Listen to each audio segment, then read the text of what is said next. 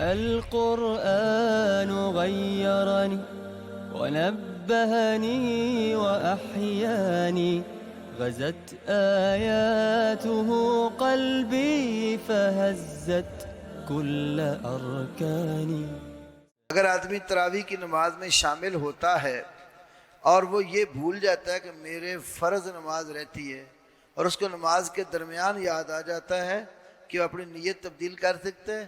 انما الاعمال بالنیات، جس عمل کی نیت کی ہے اس کو پورا کر لو، اس کے بعد پھر دوسری پڑھ لو.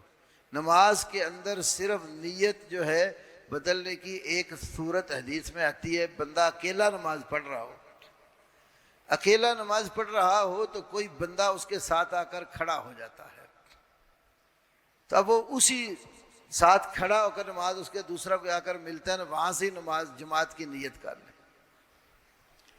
بخاری میں حدیث ہے کہ رسول اللہ صلی اللہ علیہ وسلم رات کے وقت نماز کے لیے اٹھے تو انس بھی اٹھے، خادم تھے، تو آپ جماعت میں کھڑے، نماز میں کھڑے تھے تو حضرت انس آ کر آپ کی بائیں سائڈ پر کھڑے ہو گئے. نبی پاک نے کان سے پکڑ کر گھما کے دائیں طرف کر دیا. بھائی دائیں طرف کرنا کیوں کیا؟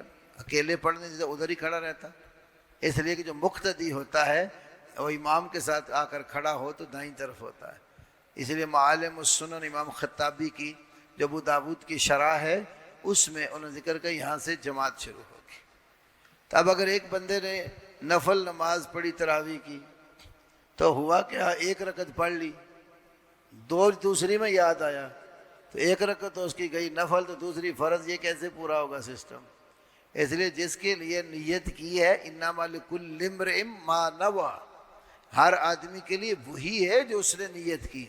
تو جو نیت کر کے شروع کی تھی وہ پوری کر لو، اس کے بعد آپ اپنے فرائض پڑھو.